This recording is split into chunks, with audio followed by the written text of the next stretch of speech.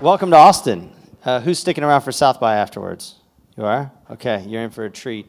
It's just mayhem down here. But we're really excited that you're here, excited that you're in Austin, but most excited about this panel. And the conversation has been around DTC. There's been some amazing conversations. I love Ministry of Supply. I've got a couple of different suits and shirts. But if you actually look at, there's an article that Media Post wrote. I don't know if anybody's talked about this, but the numbers are pretty staggering when you think about DTC. 400 DTC brands have raised over $3 billion in the past couple of years. So to say the space is growing is an understatement, but it's also potentially crowded. And there's a lot of challenges as you think about media, about do you actually run out of scale and reach, and how do you make sure that that you take the data that a DTC company has and make it actionable. And so we've got a fantastic panel today, and we're adding one more. Yeah, an Austin guy. Yeah. So I'm going to let the panel introduce themselves, and then we'll just jump into the conversation. You want to start us off? Yep, so my name is Trang. There's a G at the end of my name there. I work at HungryRoot. I joined in November. We've been around for about 3 years, but in our current stage of evolution, really just about 1.5 years. We are a healthy packaged food company. We are not a meal kit. So what we do is we sell directly to consumers healthy, pre-prepped, packaged foods. When you sign up for HungryRoot, what you do is you tell us your preferences, your dietary restrictions, why you might want to change your lifestyle or be healthy. And we send you a box every week with grocery staples that can be easily made into meals in 10 minutes or less, or used, on your own or for breakfast, lunch, and dinner. Our mission is to make it really healthy, or really easy for people to eat healthy, no matter what reason it is, right? Maybe you're a busy parent, maybe you are diabetic, maybe whatever reason, we're there for you. Joshi, I'm the co-founder and chief strategy officer of Saatva. So we're a luxury mattress brand. Mattress category is apparently really hot now, kind of crazy. Never thought that would be the case. We were actually the first in the space. We're not a bed-in-a-box, so unlike most of our competitors, we actually have in-home concierge delivery and mattress removal. Allows us to kind of have a very different type of product. This is a kind of a really relevant panel, I think, for me in particular, because we're probably one of the bigger DTC companies that you've never heard of. We're about the same size as a lot of other brands that I'm sure all of you have heard of, and it's because we've been really just performance marketing driven and shifting a little more towards brand, but yeah, so this is really relevant. Thanks. I'm Brant Schmitz, the Director of Performance Marketing for Blue Dot, and Blue Dot is a modern furniture company. We have actually been around for about 20 years. It was started by a group of buddies right out of architect college, and they wanted to do something a little bit different, and they wanted to start designing furniture. So actually all of our furniture is still designed, prototype, manufactured, and then we sell it as well. We have about 10 retail locations, but a good chunk of what we do is still from an e-commerce standpoint. We actually have a store about 6 blocks south here in Austin. So. Cool. I'm Branden Windle, VP of Marketing of Tecovas. We are a digitally native Western brand based here in Austin. We started only online just about 3.5 years ago. We are opening 5 stores here in Texas. First one opens next week on South Congress here in Austin. But we will always be direct and sell directly to our customer. Essentially, we sell a really high quality handmade cowboy boot for what is traditionally half the price of what they would retail for. And we have added some new product categories, but boots are our primary category. Great.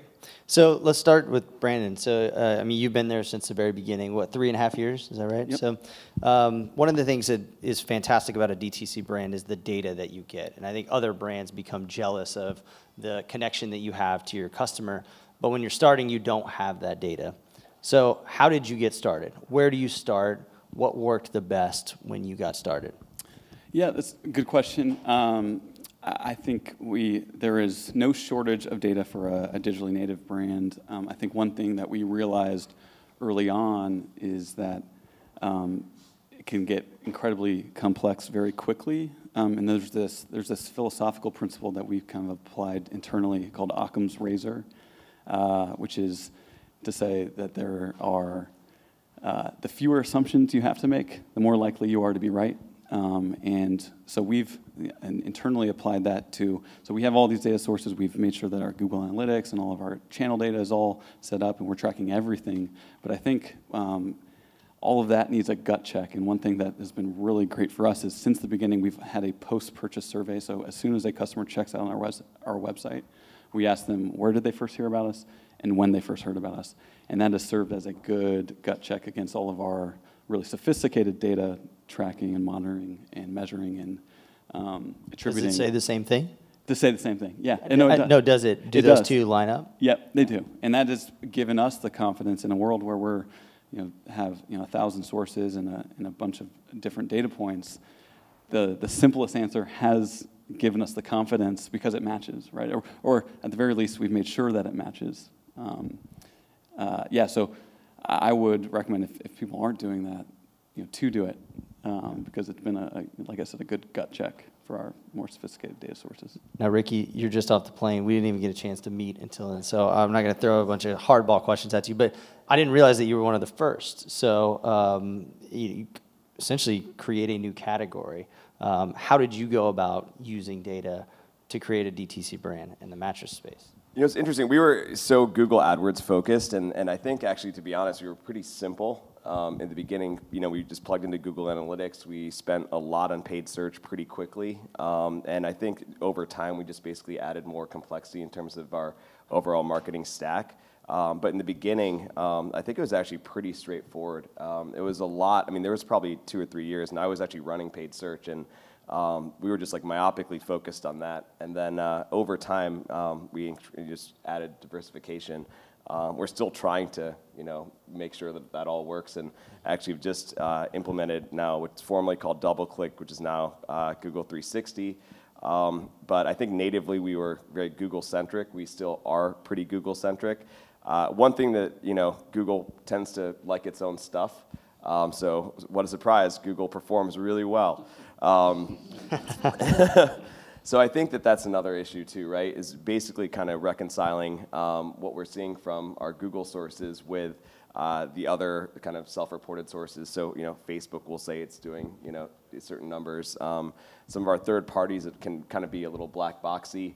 Also, we kind of have to trust them. We do a lot of testing to try to figure out when things kind of don't seem to align. So we'll do some geo testing. We'll do time over time testing. We might spend, heavily on Facebook in a certain city or geo or split the country. We'll see what that will do overall to lift. So we just try to do lots of different things. Got it.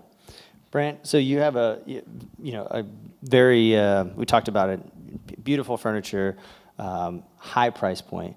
And you're relatively new to the company, right? So as you come in and you think about getting started at a DTC price point that's probably not what most people are used to, talk to us a little bit about what you're seeing that's most successful. Yeah, and I think we're a little bit different in that, when our company was founded 20 years ago, again, it was a bunch of college buddies. It wasn't something set out to establish a DTC. It was literally, let's make furniture that we'd love at a price point that we can afford because the stuff we love we can't afford. And they love design and they love that aesthetic. And it's kind of fallen into where we're at now. So, now we have 10 retail locations, which was kind of just an evolution of the brand. But, really what we try to do is, for us, it's all about the customer journey, and it's very aspirational. So even the customers that we get in, we have a very long tail in terms of the product purchase, right? We're 60, 90 days, maybe more than that. If you're coming in to buy a, $10,000 sofa, it's probably not an impulse buy, right? So a lot of the things we do, and a lot of things they've done over the last couple of years, and I've been here for 2 months since the first part of the year, a lot of things were sitting there and it was working, not always knowing why it was working or how it was working, just this is working, we're getting growth year over year. So a lot of what I've done over the last couple months is try to figure out how can we scale this and get this in an organized way so we know exactly what's working and how it's working so we can start to scale that to keep getting that tremendous growth we've had over the last 3-4 years. Yeah. That word scale seems to come up a lot in the DTC space recently. So Trang, you you're new as well. So tell us a little bit about what's working there, and then let's talk about scale. And have you run into issues around scale yet? What platforms are scaling the best for you? Sure. So I think when I joined HungryRoot, I inherited a program that is not unfamiliar to, I think, a lot of DTC brands, in the sense that like nearly 95% of the budget is being spent on Facebook, and that was the pure source of acquisition really for the first 2 years or so. And you know, this has happened really for the last 3 or 4 roles that I've been at, and in addition, you know, like you've seen the news coverage about it, right? Like there is a lot of nervousness about being too dependent on one channel. So actually that's really not the way that I've ever felt when I've inherited these types of channels or these types of situations. Facebook works for a reason, and it's because it's a very easy channel to learn, and it's a very easy channel to run and sort of like let sit by itself. I think what typically happens is a startup will see tremendous growth by focusing on Facebook and then think that it's hit a wall. But what I found that actually works is going in and actually taking a look at the structure of the campaign, seeing if it's actually structured in a way that can scale. And usually that means something like making sure that your audiences that you're targeting are being excluded properly so that you're able to like isolate messaging and that sort of thing. But like just taking that first step by itself, like usually will unlock probably at least another year or so of, you know, scale. So you know, like really the theme, I think, when I inherit programs or, you know, take a look at where we should go and what sort of thing, it's a sort of like, why does Facebook work so well, and how can I translate, you know, the insights that I learned from Facebook into other channels, right? So that means like structuring Facebook or whatever channel is working well for you in a way that you can take those insights and try to duplicate them elsewhere, whether that means like programmatic display, whether that means like search engine marketing, and not just like paid search, but also like everything that the entire Google stack and like the Bing and like Verizon Media stack offer. Yeah. So go ahead. Well, I was just going to kind of add that on our end, Facebook doesn't work that well as a channel. You know, because of our brand, and because of what we're doing, and because of our price point, Facebook itself it's okay, we're there, but we don't have a lot of scale. It's not a great ROAS for us. You know, Instagram's better because it's more branded in nature. And we're just kind of relaunching the Pinterest side of it from a paid social side, which obviously be a good fit as well. But so for us, Facebook, we haven't been able to kind of uncover where and how we get there yet within our brand. I was gonna say, yeah, you know, we've never really believed in budgets, and I think that's Never believed in budgets. That's no, a quote. no, Somebody seriously. write that down. Yeah, I like that. That's a really An valid agency one. guy. That's the best thing I've ever heard. Yeah, you know, I now I'm like having to start. You know, I have to like, you know, kind of segment out various spend categories. But really, to be totally honest, and we got to 200 million in revenue. You know, just pressing the gas. You know, we saw positive ROAS. We were profitable. We just kept pressing. You know, there's no reason to stop. And I think that philosophy's really gotten us to where we are today. And is it still? Can you still do that, or are you hitting scale challenges right now? So one thing that we've done to sort of get around the scale challenge is actually increase our AOV. So adding ancillary products has been huge for us. So you know, if the auction goes up 20%, well, if I have a higher AOV of 20% and I can start selling sheets and pillows and comforters and whatever, all of a sudden I kind of have a little more ammo when I go into an auction. So increasing AOV has allowed us to kind of surmount that challenge. That makes sense. So Branden, tell me, you know, when I first heard about Tecovas, I was talking with somebody and they're like, this is like peak DTC. Like, who is going to buy cowboy boots online where there's like 6 people in Texas that might do that? You guys have scaled pretty damn fast. Are you running into any challenges with that, or do you just see the market? I mean, what channels are really working well? Yeah, I think you know, we've always had the constraint of being profitable. So we started, you know, 3 years ago. We were spending $5,000 a month online. You know, now we're spending over $3 million a month online. So our strategy has inevitably had to change. But one thing that has always been the case is that we've identified what the lowest hanging fruit, meaning where are we converting customers the most cheaply. And you know, our average customer, our median customer today is 60 years old. But that has been self-fulfilled by us identifying where we're resonating and most quickly and most cheaply. But what has ended up happening is as we've tackled that low-hanging fruit, we've moved down to a lower demo who's more costly to acquire. But we have enough repeat purchases from our core demo who's supporting that. And we're constantly reassessing where's our lowest hanging fruit, how are we, and then what is the next lowest hanging fruit, and then just kind of identifying that and moving, progressively climbing the tree and grabbing the fruit, as opposed to, kind of spray and pray and just taking these things, as they are. Right. Just to jump off on that point, actually really interesting, we have the exact same challenge. So we do well with an older audience, 35 and older. The thing with a slightly older audience is, you do hit some, it's kind of a critical mass point where maybe there's not as much room for growth, so you kind of do have to go and expand your demographic. Also, the millennial audience tends to talk more, even though they might not be spending as much.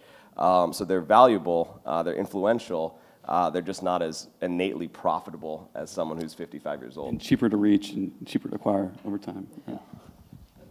So more expensive. Yeah, let's talk about brand, because one of the things that we've seen with DTC, as you think about performance, there are a lot of companies who have sort of optimized themselves out of business, right? And the brand hasn't evolved or been created to be strong enough, and a competitor comes in and disrupts the marketplace or steals some share. So at HungryRoot, I know one of the challenges is you're not a meal kit, right? But how do you tell that story? And how do you balance brand versus conversion and just your overall media strategy? Yeah, so the way that we look at it is brand and performance are two roles in two departments, but not two different things. It's not really a balance, it's just really finding a way how, the two can mesh together really correctly, right? So, even though we do have a brand team and the focus is really for this quarter, trying to get the message out there, trying to figure out what we actually need to say so that people understand in the tiny ad space that I have, that we are not a meal kit, that we're a healthy direct-to-consumer packaged food company, and a lot of that is, being able to showcase the lifestyle, being able to, communicate through like all of our customer interactions and customer service, being able to collect as much data like at every single touch point like that's possible within the customer journey, and figuring out like how to use that and sort of bounce that back and communicate again like, hey, like, do you understand that we are not a meal kit? Like, are you using us as a meal kit and that sort of thing? And then like using that data to again feed into our messaging and our positioning. But to answer your question again about how we balance brand and performance, so I have metrics for every brand initiative that we have. So I do value view through attribution. I do use multi-touch attribution. I also run like holdout and lift tests like within each platform specifically so that I actually do know the value of a first touch point within a particular channel versus another, and then I weight them differently. So everything that we do, again, like that is meant to have an objective of awareness or anything like that, like I'm measuring that against using like brand surveys, using like brand trackers, using like lift of visits to sites, using like cost per visit, and like not, and taking that all the way through the funnel. So, Brant, when you are buying a $10,000 couch, I assume brand has to come into that at some point, right? Yep, starting with the fact that it's not a couch, it's a sofa. Okay, yes, sorry about that. But We practiced that earlier, and I totally screwed it up. It's a sofa. That's right. There's a certain amount of air that has to come with it. No, and like I said, our founders are still there, and they're designers and architects at heart. And so they're willing to test and try a lot of things as long as it stays true to our brand and what we are as a company.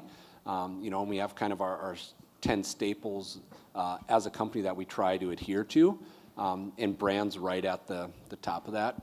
So even as I'm looking for partners that I can work with, they have to realize that, I can't just do a lot of buys and, splatter the internet with a bunch of display ads because I know it's not going to work for me, right? So certain sites, certain demographics, just it's not going to be our customer because we are at such a different price point, and the fact that it's modern furniture kind of puts us in another threshold, right, where you have to really enjoy the aesthetics of modern furniture and the lines and everything else. So it puts us in a different place. But it also makes it fun.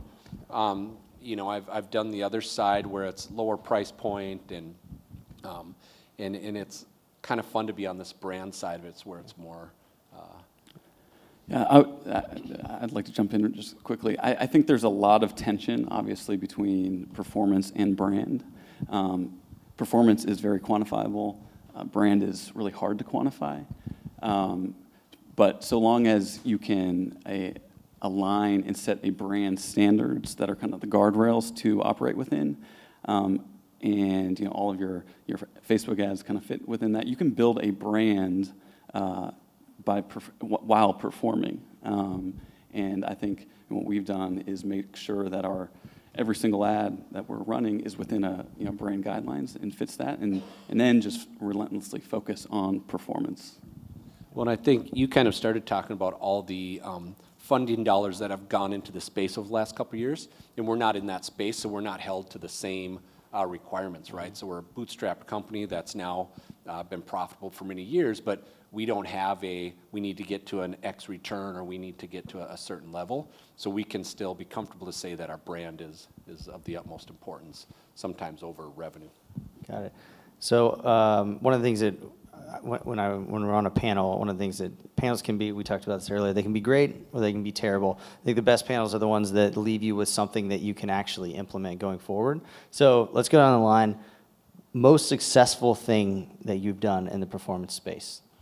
What is it? Give us a tip, give us a trick, give us something that the audience can actually use.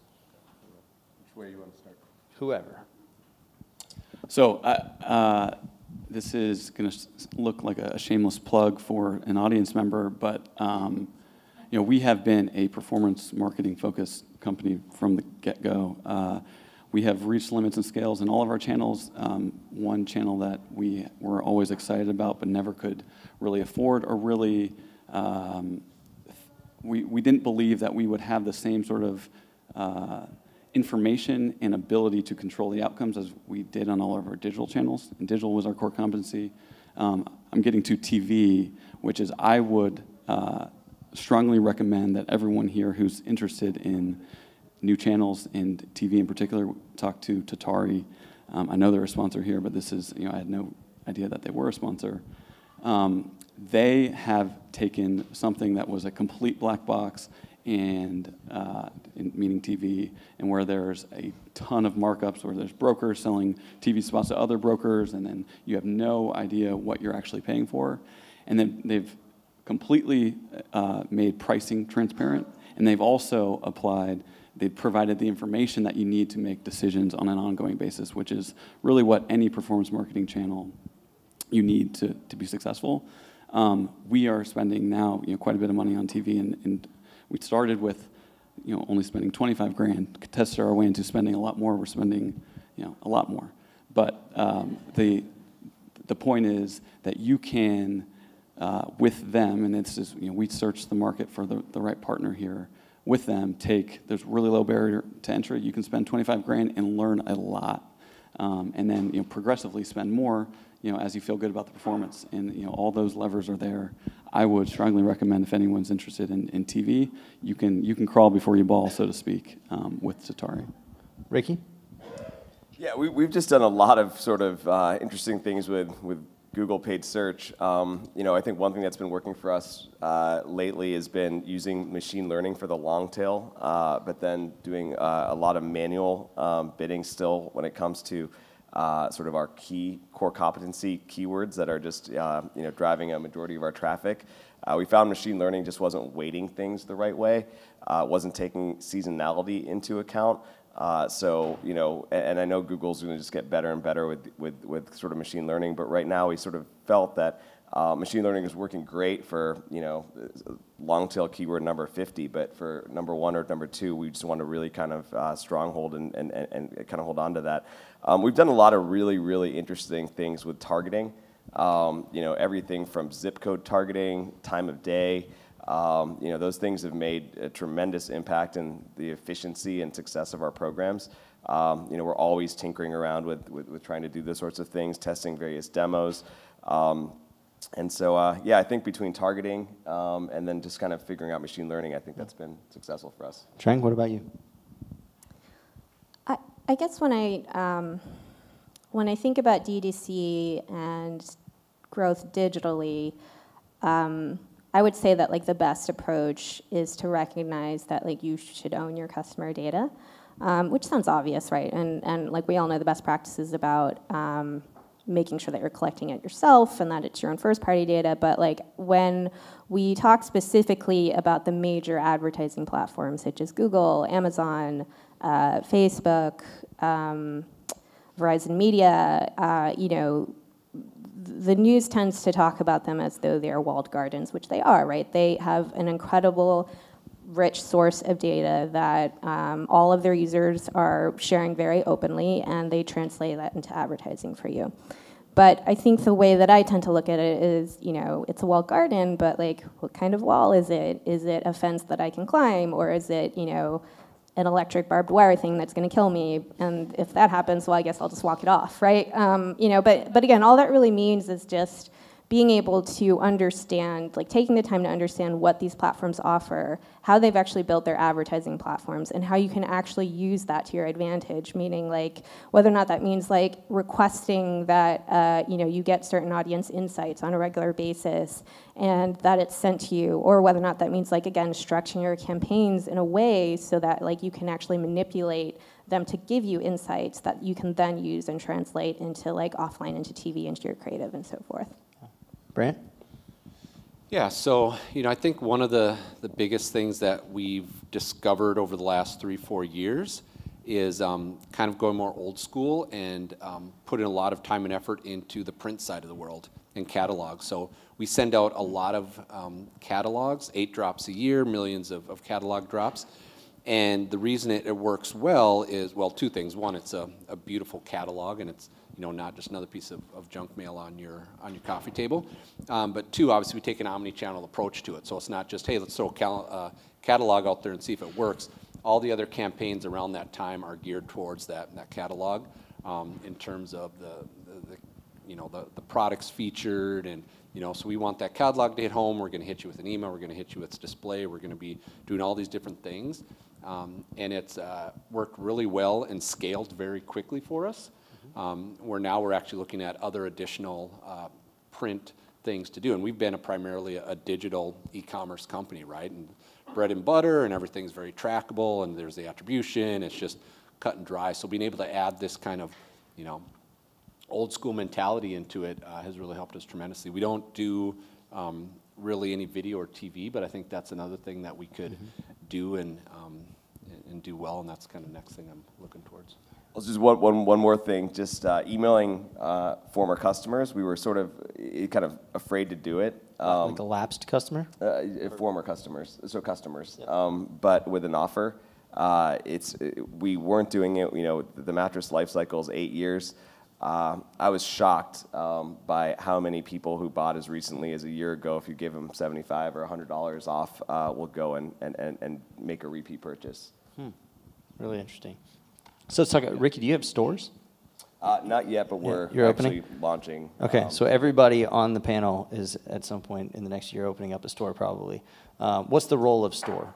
And how do you see that? I mean, obviously, you know, you want to see and touch the furniture, but as you think about mattress, how are you going to do stores different than your competitors who aren't DTC?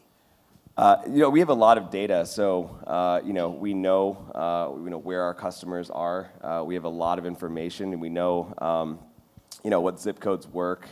We have a lot of conversion data. I think we're in a nice position with stores because we have a pretty high AOV. You know, when people always ask, by the way, when you know, how are there like 10 billion mattress firms everywhere? They're like McDonald's, right? And the reality is you don't have to sell a lot of mattresses to do pretty well. You know, you just sell a lot of burritos to make $1,000. You don't have to sell a lot of mattresses. So I think we're positioned well when it comes to stores just in general. But we're actually looking, I mean, I think there's some data out there, but we really want to increase the entire sort of local radius around a store. So we feel that if we can put a store in a place like Austin that converts really, really well for us, and we can improve that e-commerce conversion rate, as well as sort of kind of pay for it, or even just break even on the store, we're positioned pretty well. So I think a big part of the story for us is increasing just the overall region around the store. Yeah, I mean, we use our stores as kind of a one big billboard, right? So the places that we have stores, New York, San Francisco, Austin, Seattle, they're places where our customer base is at, and all of our retail locations have, you know, we're always on a corner, we're always wraparound windows, so you get that, you know, 2, sometimes 3-sided view into the store. You can see everything in there. And we definitely use it as a branding aspect. I mean, yes, it's the touch and feel, and people like to go and sit on that so before they purchase it, but within those markets, it's just a branding component too. All right, we got one more question, and then we'll go to the audience for some of your questions. What's the thing you're most scared about as a DTC brand today? What's the thing that keeps you up at night?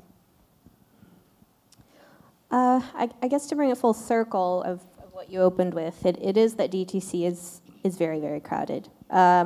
And so, you know, one brand may figure something out, and then all of a sudden everybody is doing it, and then the understanding of the concept and sort of like why it worked originally might get distorted, or you know, people, you know, it's like sort of a game of telephone. So I think for me and for my team, I always try to caution against relying too much on sort of like what everyone else is doing, right? So listen and be aware of what else is doing, but then actually think about whether or not it would make sense to do for our brand in particular, and like our stage, you know, our exec team, our investors, like all sorts of things. Like every brand is different.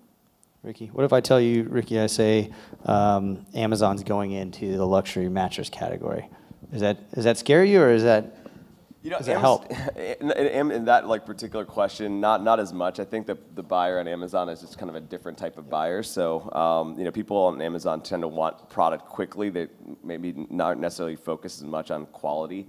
Mm-hmm. We see on Amazon a lot of ancillary mattress product is purchased on Amazon. So like pads, and it's kind of interesting is if you actually go and just type in your product. If I just type in mattress and you see what autofills on Amazon, it's all the other stuff, right? Mm-hmm. So it's toppers and pads and things like that. It's not really luxury mattresses. So Amazon is one thing. I think one thing that we've had an issue with is, you know, we have a lot of people in this space. There might be 175 mattress companies now, if not more, and not all of them necessarily tell the truth. And there's no internet police. Unfortunately, so you know, we have brands that are out there that are just sort of not necessarily being really authentic and sort of just not. They're lying. And we have to kind of battle that every single day. And you know, we feel that we have a great product and probably the best product in the space, but you know, we have a lot of competitors at lower price points who are saying that they're the best mattress in the world and might not be. And that's just something that, you know, we have to face. Brant? For me, I'd say probably trying to scale, right? So we're a niche product within furniture. You know, we're a higher price point. We've tried and tested a lot of different things. We've found some winners and some that weren't winners. But how do we continue to scale and kind of drive that top line revenue? Yeah, so for me, that's the big thing. I'm not as worried as much about competitors because I think we're a little bit different in the market. I think we got a great story that we can communicate, but it's just how do we keep feeding the beast and make it still work and be profitable for us. And Brandon, I mean, I can't pass this up, but what makes you shake in your boots? Honestly, it's our ability to merchandise outside of just boots. I got the jeans. The jeans are great. The jeans? Great. Yeah. I'm wearing our jeans as well. Yeah, so you know, boots are a great product. You know, our customer on average is buying a new pair of boots every 2 years, and so obviously there's that will support the business over time, but it will take quite a bit of time. So we have merchandise outside of just boots, but our ability to continually do that is somewhat of an unknown. Okay. Steve, you want to go to audience questions? Let's go to questions. Everyone over here? And over here. Hey, really quick, I'm very curious. Is there? So Herb Jones of Fracture. Really quick, regarding the retail locations, have you guys seen any kind of correlation between like setting up a retail store and like an impact on online metrics like conversions or traffic? Not negatively for us. It's correlated nicely, so no. and then you're setting them up. You're setting them up. Ask him next week. Yeah, but I will say we did have we do have some data to go off of. We had a showroom here open for a year. Frankly, it was too small of a space, so we closed it down. It was becoming a negative experience because it was too packed. So we established some benchmarks, basically a baseline within a geo for our performance marketing metrics digitally, and then we were curious about the same thing I think you're wondering about. How would it impact our online business? And you think about it inside of a geo, and our operating assumption was that it would hurt it, but overall the pie would grow, right? Frankly, it actually wasn't the case, and we really viewed it as a lever to be able to drive people who were maybe on the fence about buying online, on average a $350 product, would they be able to more likely to purchase in a store? And what we realized is that was the case. We were able to drive people who weren't willing to buy online to the store, and people who were willing to buy online will buy online. Hi, my name is Valeria with Teodora, and my question is, you guys talked a lot about digital advertising overall. Have any of you experienced with in-app advertising, and how has that performed for you? And what can you share with smaller brands in terms of the learnings from that and whether or not we should check it out? Yeah, I can answer that. We have some experience. As you might expect, our customer skews a little more conservative than by a lot. So we have tested the Fox News app. The learnings there are that it was great for us. Everything, the placement, the inventory was high quality, better than what you'd get in a mobile experience elsewhere. But there are obviously limits to scale. You think about the audience size inside of an app. It's basically a user base, but how many of them are using it active, daily or monthly or whatever it is. And so, the metric that we were able to kind of discern this learning was percentage of new visitors we were driving from that app. And, very quickly, we started with, once we were on the app, first week over 90% new visitors. 6 weeks later is 70%. So the experience there is that there's going to be diminishing marginal returns very quickly. So are you testing MSNBC as well? Oh, MSNBC actually, and Philippe from Tatari will know this, is actually much more efficient than for us than Fox News Really? As it relates to TV. It's a function of a few things, but it's pricing and obviously in response rate. But the greatest common factor amongst our audience is not political beliefs; it's more age. Like I was saying, our median customer is 60, and the MSNBC audience is obviously just as old as the Fox News one. Spencer Colvis from Cheetah Digital. Just a quick question. Do you have any of you either seen or are concerned about what I call stalkertizing, where you're basically, I went and just searched Ministry of Supply, and on my Facebook feed, it's already in there. Like, kind of following that person have you guys seen any negative things through that? I'd say that I have never seen any piece of customer feedback that said, I hate the fact that I bought you because I clicked on or because I saw an ad. So until I see that, it doesn't concern me. Back, I'd say like 5 or 6 years ago when retargeting was huge and everyone was using Criteo and there was a frequency problem. Yeah, like everyone would get those complaints, but that's still something you control as an advertiser. That's your decision, how much you want to be hitting people with ads and how much you want to make it explicit that you are working with data that they have given us, willingly, really, because you have to opt into it now these days. Good. I'm always just super, I think it's hilarious, and one of my mom's friends will think that I'm like the biggest company in the world because they don't understand remarketing. You're everywhere. But every once in a while you'll get someone saying something. We continue to do it. It's an effective means of conversion. Well, and I think that's a good point too, right? Like within this room, we all get how it's working and why it's working and what it's doing. Most people don't. How many times have you had to explain to your family why they keep getting that ad or why they're seeing that? Like they don't get it, so they don't necessarily know. Like, dang it, Blue Dot, you keep retargeting me with the, they don't know. They don't put two and two together for the most part. I will say that we've had internally, because brand is such a big thing for us, we've had internally within the executive team where I've heard more from them like, hey, do we really need to send a retargeting email if they don't, convert on their cart? And so we actually had to turn it off to show them the lift difference or the decline based on that. So some of it was more internal as opposed to external customers. Yeah, I think prospective customers hold the channels more responsible for that than the companies necessarily, and worry about Facebook and Google being Big Brother and not the company necessarily following you around. Isn't the bigger risk to existing customers if you're not turning off retargeting to those who've already purchased from you? It inherently raises the question with them, well, how well do you know me if you can't even tell that I already bought from you? Yeah, we run into that, and we try to be pretty diligent about shutting it off when there's a purchase. Yeah. We're going to talk. Oh, we got one. No, let's go.